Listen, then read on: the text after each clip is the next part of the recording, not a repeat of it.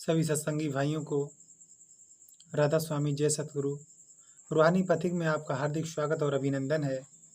तो आज फिर से हम एक नए एपिसोड के साथ हुजूर महाराज जी की कहानी का एपिसोड 10 आप तक पहुंचा रहा हूं। अपना ढेर सारा प्यार और सपोर्ट बनाए रखें। तो आइए कहानी को आगे बढ़ाते हैं। बाबा जी के दो भाई थे, जीवन सिंह और दान सिंह। दोनों का बाबा जी से बड़ा प्रेम था और सत्संग में बराबर आया करते थे। दो बहनें बीवी ताबो और बीवी राजो थीं। बीवी ताबो शुरू से ही जानती थीं कि उनके भाई जयमल सिंह जी साधारण मनुष्य नहीं है और अपने परिवार के लोगों से कहा करती थीं कि ये मेरे भाई बड़ी करनी वाले महात्मा हैं। बाबा जी के चोला छोड़ने के कुछ समय बाद भाई दान सिंह गुजर गए और उसके कुछ समय बाद उनके दूसरे भाई भी चोला छोड़ गए। इस समय बाबा जी के परिवार या वंश का कोई भी व्यक्ति मौजूद नहीं है। बाबा जी महाराज भजन करने पर हमेशा बहुत जोर देते थे। सीधे साधे सरल हृदय लोगों में भजन की लगन भी थी बहुत।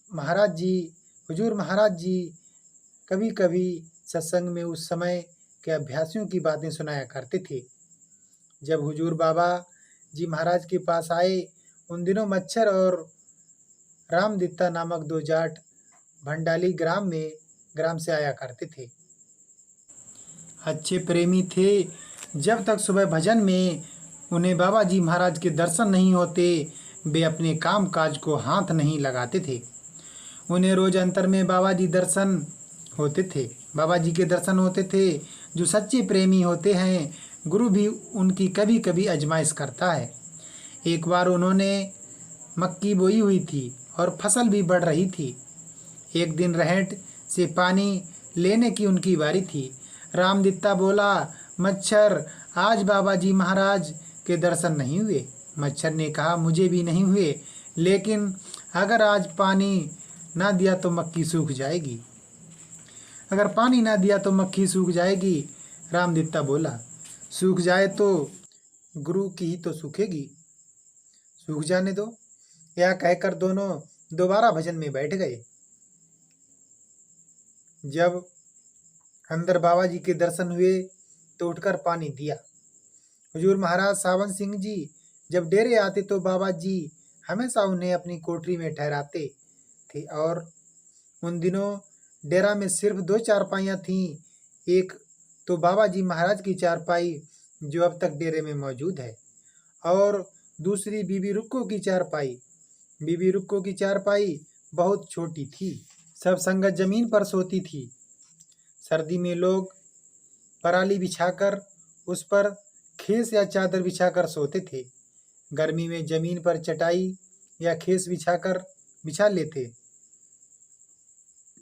हुजूर महाराज सावन सिंह जी बाबा जी के पलंग के नीचे फर्श पर ही सो जाते थे। बाबा जी के चोला छोड़ने के बाद हुजूर महाराज जी कभी उस कोठरी में नहीं सोते थे। आप जब भी डेरा आते तो बाबा जी की कोठरी में भजन करने जरूर बैठते थे। बाद में जब कोठरी की जगह कमरा और मौजूदा इमारत बन गई, तब हुजूर ने इस बात का खास ख्याल रखा कि बाबा जी महाराज की पवित्र कोठरी के मलबे में से कुल ईंट मिट्टी पत्थर वगैरह का एक एक कण भी बाहर ना जाए। आपने बाबा जी की कोठरी की दीवारों और छतों की सारी मिट्टी, ईंटें आदि उसी जगह पिंथल कुर्सी में दबा दी और उस समय बाबा जी का कमरा बना दिया। इसलिए इस इमारत में कुर्सी इतनी ऊंची है। बाबा जी महाराज का पलंग और बिस्तर अब भी इस कमरे में उसी स्थान पर रखा है। हुजूर महाराज जी जब भी नाम दान देने जाते या डेरे से बाहर दौरे पर जाते तो जाने से पहले बाबा जी के कमरे में कुछ देर भजन में बैठा करते थे। यही नियम सरदार बहादुर महाराज जी और महाराज चरण सिंह जी का भी रहा है। बीवी रली सुनाया करती थी कि एक बार स्वामी जी महाराज ने अपना शाल बाबा जी को बख्शा। वह शाल बाबा जी कभी कभी ओढ़ते थे। चोला छोड़ने से कुछ समय पहले बाबा जी ने वह शाल हुजूर महाराज सावन सिंह जी को दे दिया। हुजूर अक्सर भंडारों के अवसर पर उसे ओढ़कर सत्संग में तशरीफ लाते थे। बाद में हुजूर महाराज चरण सिंह जी कभी कभी बाबा जी महाराज के भंडारे के दिन उस शाल को ओढ़कर सत्संग में पधारते थे। स्वामी जी महाराज के चोला छोड़ने के बाद भी बाबा जी माता राधा जी तथा चाचा सेठ प्रताप सिंह जी के पास आगरा जाते रहते थे। कई बार आप हुजूर महाराज सावन सिंह जी को भी साथ ले जाते। माता जी, चाचा जी तथा उनका पूरा परिवार बाबा जी के प्रति बहुत प्रेम भाव रखता था तथा आपकी इज्जत करता था। यह प्रेम आगरा से आए तथा लिखे गए पत्रों से साफ इस प्रकट होता है। एक बार सेठ प्रताप सिंह जी का बाबा जी के पास पत्र आया कि चूंकि सत्संग में फिरकाबंदी और गिरोहबंदी होती जा रही है, इसलिए सब मिलकर एक सदर सभा कायम करें जिसमें आप भी एक मेंबर हों। इसके जवाब में बाबा जी ने जो लिखा और सेठ प्रताप सिंह जी की ओर से जो पत्र आया उसका जिक्र हुजूर महाराज सावन सिंह जी को लिखे अपने नवंबर 1902 के पत्र में इस प्रकार किया गया है। आगरा से जनाब चाचा जी का हुक्म नामा आया था कि 10 मेंबरों के लिए तुम दस्तखत कर दो जो कि तय हुए हैं। मैंने चाचा जी से यह अर्ज की कि मैं हुजूर स्वामी जी दीनदयाल की ओर आपको और महाराज सुचेत सिंह और सुदर्शन सिंह और स्वामी जी के वंश के सिवाय किसी को नहीं मानूंगा। मैंने पीछे माना नहीं, न आगे मानूंगा। फिर वह हुक्म दोबारा वापिस हुआ कि इसी तरह चाहिए था। तुम्हारी प्रीति और प्रतीति देखनी थी सो देखी गई और बहुत खुश हूँ। बाबा जी महाराज के समय में स्वामी जी महाराज की वाणी हिंदी में छप चुकी थी, लेकिन बाबा जी की इच्छा थी कि पंजाबी में भी सार वचन वर्तिका और सार वचन छंदबंद छापे जाएं। सन 1901 में बाबा जी ने स्वामी जी महाराज के छोटे भाई सेठ प्रताप सिंह जी से आज्ञा लेकर सार वचन वर्तिका तथा छंदबंद दोनों पुस्तकों को पंजाबी में छपवाने का आदेश दे दिया।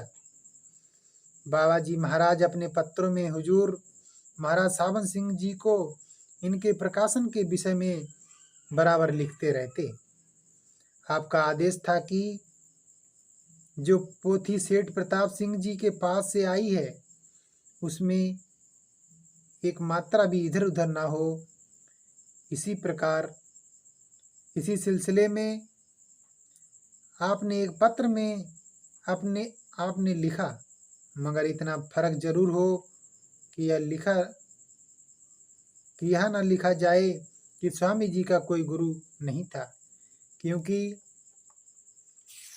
बाबा जी महाराज फरमाया करते थे कि स्वामी जी ने उपदेश तुलसी साहिब हाथरस वालों से लिया था। 1903 में दोनों पुस्तकें पंजाबी में छपकर आ गईं। बाबा जी महाराज ने अपने सत्संग में हमेशा बहिर्मुखी क्रियाओं का निषेध करते थे। संतों के फोटो, चित्र आदि की पूजा के बारे में भी आपके विचार स्पष्ट थे। आप बार बार हुक्म देते थे कि फोटो की पूजा करना गलत है और यहाँ तक फरमाते थे कि मेरी फोटो कोई सत्संगी ना रखे। एक बार कुछ सत्संगियों ने आपसे अर्ज की कि हुजूर, आगरा में स्वामी जी महाराज की समाधि बनाई जा रही है और वे लोग चंदा भी मांग रहे हैं। इस पर बाबा जी ने फरमाया, आप सभी को राधा स्वामी जय सतगुरु। आज की कहानी को यहीं पर स्टॉप करते हैं। जय सद्गुरु।